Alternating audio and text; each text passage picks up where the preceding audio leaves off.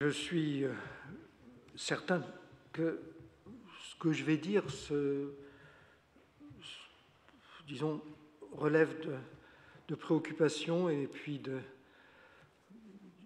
disons, d'un champ disciplinaire aussi, d'une manière de réfléchir aussi, on peut le dire, qui est assez différente de ce que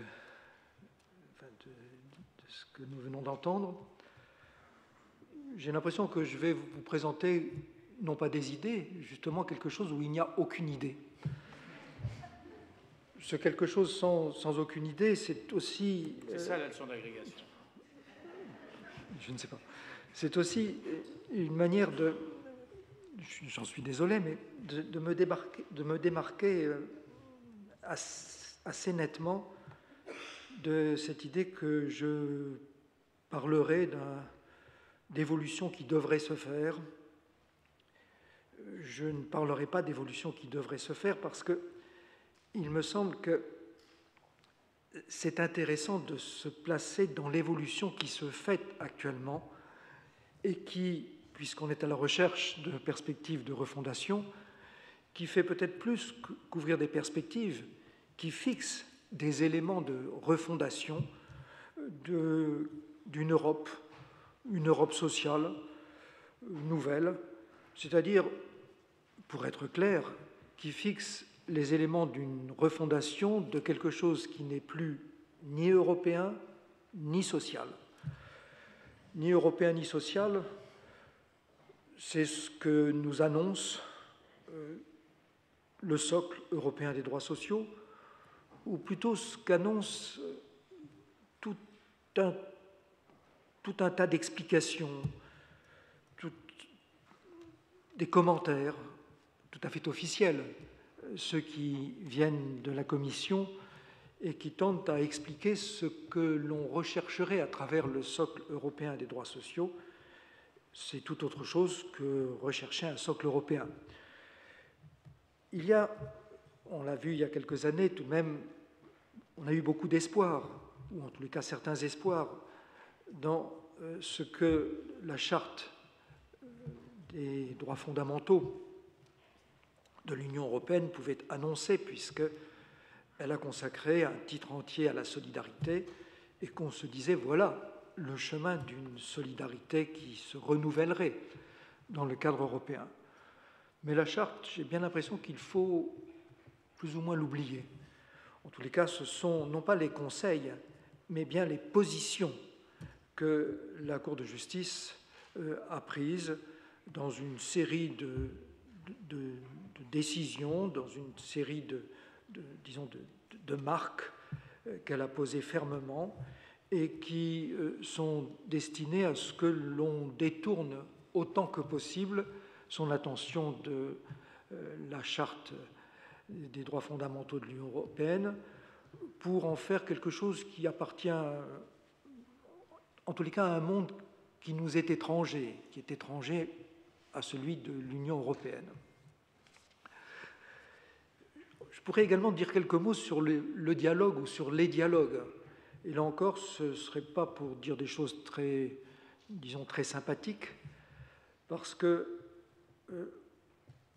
d'un côté, on voit bien, et je parle ici de ce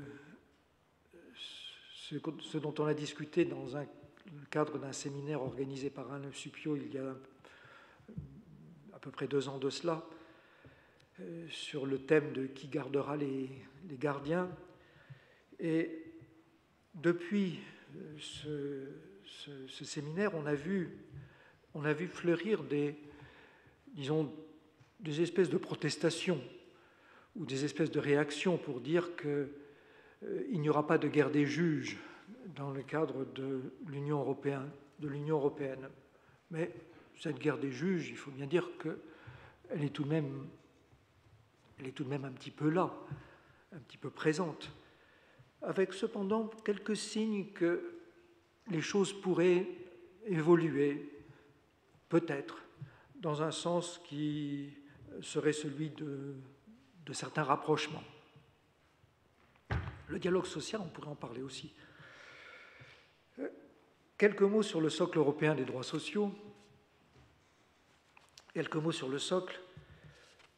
On sait qu'il y a eu une Europe mythique, on l'a entendu comme ça, une Europe que l'on rêve au passé, un âge d'or européen, qui correspondait à, non pas une idée qui était tellement présente dans le traité de Rome, dans le traité initial, mais une idée qui a correspondu à une pratique qui a pu se développer dans les premières années de construction juridique de l'Union européenne, et alors que ce n'était pas vraiment dans cette direction que le traité voulait aller, on a pu voir comment les autorités de la Communauté économique européenne se sont engagées dans une voie qui était interventionniste. Ce n'était pas vraiment la voie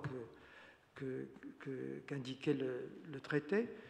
Une Europe interventionniste dans le domaine de la politique sociale, et étant interventionniste, une Europe qui s'est traduite dans des textes qui avaient pour effet de lier les États, de les obliger à poser des normes qui devaient être respectées uniformément à travers l'ensemble de la communauté économique européenne.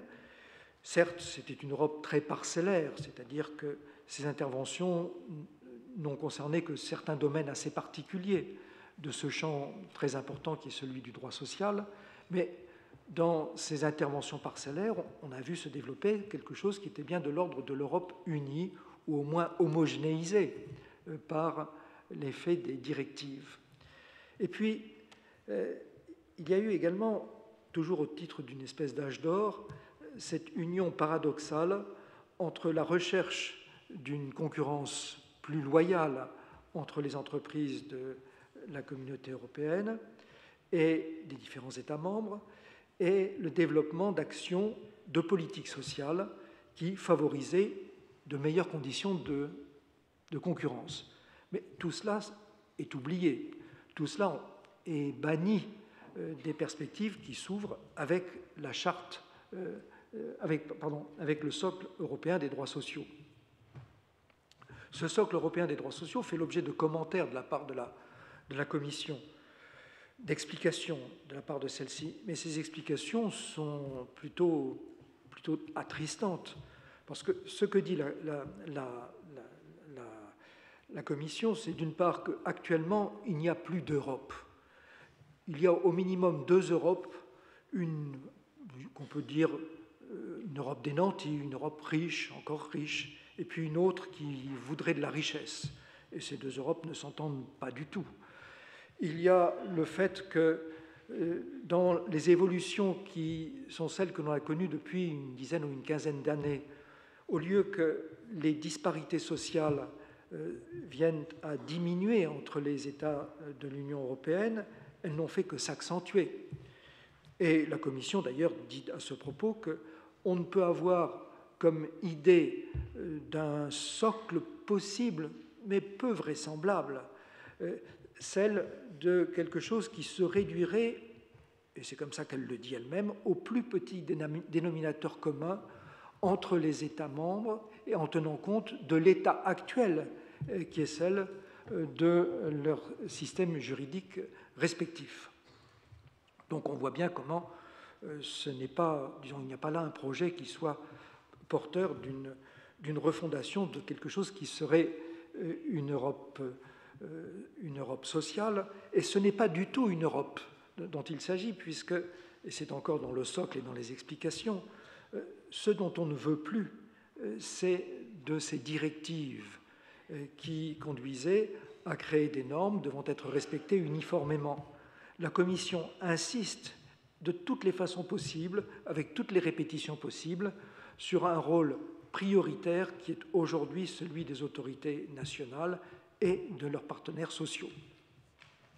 Le principe d'une intervention législative de l'Union est banni, sauf un certain nombre d'exceptions qui se cachent d'ailleurs dans les explications données par la Commission. Il s'agit finalement de déseuropéiser le droit social. Plus de droit social européen, uniquement des droits nationaux qui viendrait à converger, puisque la problématique serait celle de la convergence. Convergence, quelques mots sur ce sujet. Convergence, c'est une notion qui est apparue là où les autorités européennes n'avaient pas de pouvoir législatif, avaient simplement des possibilités d'intervenir par des lignes directrices, par des recommandations. Et convergence a rimé avec soft law, et surtout avec cette fameuse, si l'on peut dire, méthode ouverte de coordination qui vaut par les souplesses qu'elle offre et par son caractère prétendument informel. Non, pas prétendument informel, son caractère véritablement informel. Et c'est vrai que dans un premier temps, on a pu voir comment, sous cette idée de convergence, se dessinait quelque chose qui n'avait guère d'effet et qui n'avait guère de conséquences dans la manière dont les droits nationaux évoluaient, parce qu'il s'agissait véritablement de soft law. Mais aujourd'hui, c'est plus du tout ainsi que les choses se présentent. On en a Dieu sait parlé. La méthode ouverte de coordination a débouché sur ce qui s'est passé dans le cadre des injonctions venues d'autorités de l'Union et puis de la Troïka ou d'autorités externes à l'Union pour conduire les États à des réformes sociales, et ceci par le moyen de chantage purement financier. Ce serait possible et admissible que les choses se passent ainsi si l'on était dans le cadre de procédures qui, avec la méthode ouverte de coordination, venaient respecter ce qui, tout de même, est la base de principes d'une démocratie, c'est-à-dire des principes de publicité de la norme, des principes d'accessibilité de celle-ci, des principes de lisibilité, des principes relatifs à la possibilité de s'informer de la norme applicable, mais tout cela ne va pas du tout avec ce qui se passe avec ces instruments qui sont en réalité des instruments contraignants et qui correspondent à des démarches non pas secrètes, mais très discrètes, très compliquées, très difficiles à connaître, avec cet effet de déplacement qui aujourd'hui conduit à pouvoir dire qu'il n'y a plus de normes qui soient européennes, normes juridiques au sens où l'on vise une norme qui est susceptible d'être menée devant un juge et dont celui-ci peut apprécier si elle est conforme ou non à un certain nombre de principes qui doivent la gouverner. Cette norme a disparu et elle ne prend d'existence qu'au niveau national. Elle a disparu parce que les méandres de mécanismes non démocratiques conduisent à ce que l'Union dicte quelque chose qui n'est pas normatif et qui ne devient normatif qu'au niveau national. Tout cela, c'est peut-être tout de même, je ne sais pas si je grossis beaucoup le trait, tout cela, au fond, aboutit à un constat sur ce qui est le chemin de la refondation, un éclatement de l'Union européenne, à moins qu'une convergence ne soit dictée par des moyens qui sont des moyens tout de même très discutables. Le socle indique aussi autre chose, et par ses objectifs. Il indique d'abord comment le droit du travail n'est plus du tout à l'ordre du jour de l'Union européenne. C'est d'ailleurs symptomatique parce que dans les explications qui sont celles de la Commission, celle-ci fait semblant de ne pas voir ce qui s'est fait en matière de droit du travail. Elle oublie d'en parler. Il y a plusieurs endroits où on se dit mais il faudrait parler de je ne sais quelle directive. Non, on n'en parle pas. Et tout ceci montre de la part de la Commission l'idée qu'il faut glisser de ce qui était tout de même un socle du droit social, c'est-à-dire le droit du travail, pour aller vers quelque chose qui relève non pas tellement d'une idée juridique, mais bien d'une idée politique. Il faut aller vers des politiques d'emploi qui sont dirigées, pilotées avec très peu de souplesse du point de vue, pilotées par l'Union européenne et qui se traduisent dans des normes de niveau national. Mais ceci se fait au détriment ou avec ce que l'on a coutume d'appeler une déconstruction de ce qui, pendant longtemps, a constitué le droit du travail. Donc un désinvestissement de la part de l'Union européenne, un désinvestissement hors de ce qui était la réglementation des conditions de travail et les relations collectives de travail, un investissement d'une zone hybride, celle qui correspond en même temps à du droit du travail et à du droit ou de la politique de l'emploi, avec des maîtres mots bien connus qui sont flexibilité, mobilité, etc. Un autre glissement s'observe avec une netteté non moindre dans le cadre de ce qu'annoncerait comme refondation le socle européen des droits sociaux. Ce changement concerne cette fois la sécurité sociale et la protection sociale. Sécurité sociale, protection sociale, il ne s'agit plus aujourd'hui que de dignité et de décence. Mais en réalité, il s'agit plus précisément que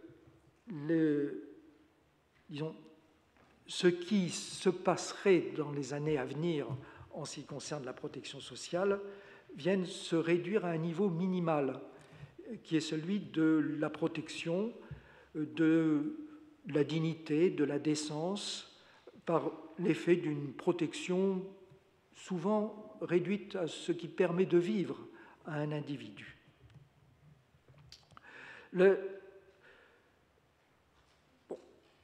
Sur le socle, je n'en dirai pas plus, sinon, pour conclure de façon un peu, disons, un peu radicale, qu'il ne veut plus de l'harmonisation législative et qu'il substitue des mécanismes de convergence dictés mercantilement, on peut le dire de cette façon-là.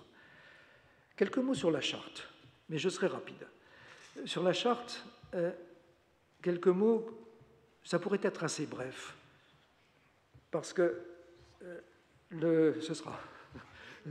ça pourrait être assez bref, parce qu'on peut en parler en faisant une démonstration en 6 points qui sont là pour indiquer comment, au moins, la Cour de justice de l'Union européenne a plus ou moins décidé de refouler la charte des droits fondamentaux de l'Union européenne et les effets que l'on pouvait attendre des dispositions qui sont dans le titre sur la solidarité. Il y a d'abord le fait, première proposition, que la charte ne commande pas d'action normative au niveau européen. Elle se défend de commander quelque action que ce soit. On connaît une formule bien connue, une formule qui était celle de Guy Bréban, disant que la charte est destinée à limiter, à encadrer, à contrôler, mais elle ne doit pas se traduire par une modification ni des compétences, ni des tâches, ça c'est la charte qui le dit, définies par les traités. Donc, il ne s'agit pas de réglementer dans le cadre de l'Union européenne les droits fondamentaux. Il ne s'agit pas de le faire au niveau des institutions de l'Union européenne. Il ne s'agit pas non plus de demander aux États de le faire. Les États doivent observer, sans doute, les dispositions de la charte en matière de solidarité. Mais il ne leur est pas commandé de prendre les normes nécessaires pour assurer le respect des droits fondamentaux. Il y a une deuxième proposition. La charte, selon la Cour, n'est invocable que dans le cadre du droit de l'Union. Il faut comprendre ici que la charte n'a aucune autonomie. Il est nécessaire, pour qu'elle puisse être invoquée en justice, que des dispositions, des normes de droit de l'Union soient mises en œuvre au niveau national. Je n'insiste pas sur la question. Pour passer à la troisième proposition. La troisième proposition, c'est que même lorsqu'elle est invocable, parce que, précisément, il y a une norme de droit européen et que l'on s'interroge sur le point de savoir si telle disposition de droit national est ou non conforme à cette norme de droit européen, et on aurait besoin de rechercher les lumières qui sont celles qu'apporte la Charte des droits fondamentaux. Bien nombreuses sont les situations dans lesquelles, alors que la Charte est invocable, la Cour de justice se dispense de l'invoquer ou repousse la considération de la Charte, alors que la juridiction nationale qui avait saisi la Cour de justice, elle-même avait demandé ce qu'il fallait penser des lumières de la Charte sur la question. Il y a une quatrième proposition, c'est que, contrairement à ce que Alain Supiot disait tout à l'heure, les principes sociaux ne sont pas justiciables. En tous les cas, c'est bien comme ça que la Cour de justice a dessiné le tableau avec sa décision bien connue dans l'association de médiation sociale, l'arrêt AMS, puisque dans cette décision, la Cour de justice arrive finalement à priver de toute espèce de, disons, d'effet judiciaire un principe pourtant important, celui voulant que les salariés soient informés et consultés dans l'entreprise. Ce principe, qui est inscrit dans la charte, la Cour de justice le considère comme, disons, préjuridique. On pourrait presque dire qu'il est ajuridique. Il n'existe qu'à travers une concrétisation qui peut le muer en une règle de droit, et cette concrétisation peut passer par une directive, mais la charte elle-même ne sera pas l'objet d'un examen quelconque pour voir si les dispositions nationales qui mettent en œuvre la directive sont ou non conformes aux dispositions de la charte. Celle-ci est sortie du cadre de l'examen, elle est refoulée en dehors du débat judiciaire lorsque l'on vise les principes, c'est-à-dire des droits qui, dans le cadre de la charte, s'opposent à ce que l'on voudrait pouvoir qualifier de droit subjectif, et c'est vrai que la notion de principe a cette particularité de bien s'opposer à celle de droit subjectif. Or, la Cour de justice, là aussi, a fait son œuvre. Elle l'a fait alors qu'on se disait qu'on allait peut-être vers quelque chose qui était de l'ordre d'une refondation. Une refondation, non pas une refondation de droit du travail, mais une refondation consistant à écarter ce qui était la construction traditionnelle dite droit du travail pour se diriger vers quelque chose reposant au moins sur le principe de non-discrimination. Est-ce que le principe de non-discrimination peut être un principe fondateur ? Finalement, pas du tout, puisque la Cour de justice, après avoir mis en avant la possibilité précisément de faire produire des effets tout à fait concrets, des effets judiciaires directs entre particuliers au principe de non-discrimination en fonction de l'âge, la Cour de justice ne veut plus en entendre parler dans sa jurisprudence la plus récente. C'est-à-dire qu'elle a également sorti du débat, sorti de la possibilité du débat judiciaire, sorti de la possibilité qu'elle tranche des questions relatives à la non-discrimination en fonction de l'âge ou dans d'autres domaines. Elle a sorti cela du champ de ces examens potentiels. Le seul domaine dans lequel on voit comment la Cour de justice aboutit à quelque chose qui est de l'ordre de la refondation, c'est en ce qui concerne l'assistance humanitaire. C'est tout ce qui reste, finalement. L'assistance humanitaire, c'est-à-dire cette assistance qui permet, suivant la formule qu'elle utilise, à l'individu de faire face à des besoins élémentaires tels que la nourriture, le logement et la santé. Si l'on en croit le mouvement qui a été pris par la Cour de justice, en dehors précisément de cette protection sociale tout à fait élémentaire qui permet de se nourrir, de se loger et d'avoir un minimum de protection de la santé. En dehors de cela, la charte est en dehors de ce que la Cour de justice a l'intention de sanctionner au nom de la protection des droits fondamentaux. Évidemment, on me dira que je grossis un petit peu le trait, mais malheureusement, il y a bien des décisions assez claires pour nous indiquer cette direction. J'aimerais bien dire un mot sur le dialogue, si tout de même, 2 minutes. Un mot sur le dialogue des juges. Il y a eu le séminaire de la Fondation Hugo. On a bien vu comment ce dialogue des juges était en souffrance. Ce dialogue, la Cour de justice ne le ferme pas complètement. Et même, d'une certaine façon, elle l'encourage. Elle ne le ferme pas complètement dans la mesure où ce dialogue ne porterait pas atteinte à son autorité, dont elle veut que ce soit une autorité suprême, pour assurer, dans l'ordre juridique de l'Union européenne, la garantie des droits fondamentaux. Je veux bien entrer en dialogue, y compris avec la Cour européenne des droits de l'homme, et même, c'est ce que l'on trouve dans l'avis de la Cour de justice qui s'oppose si fermement à l'adhésion de l'Union européenne à la Convention européenne des droits de l'homme. Dans cette décision, il y a tout de même un élément, on peut dire positif, c'est que la Cour de justice fait appel à la création d'un mécanisme de coordination entre égaux, entre elle et la Cour européenne des droits de l'homme, pour fixer ensemble des standards de protection à des niveaux équivalents. Pourvu que son autorité n'en souffre pas, je veux bien d'un dialogue, et même j'appelle à un dialogue avec des instances qui me sont extérieures. Bon, je ne dirai rien sur le dialogue social, sinon qu'en l'état, c'est une mauvaise plaisanterie. Mais peut-être qu'on pourra en parler plus tard.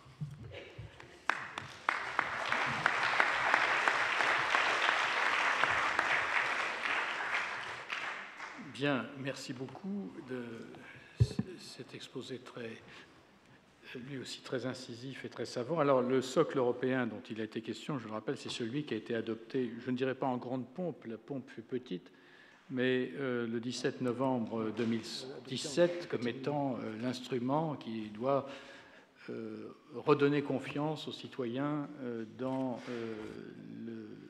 les promesses de prospérité portées par l'Union européenne. Bon, il nous reste un temps convenable pour une discussion.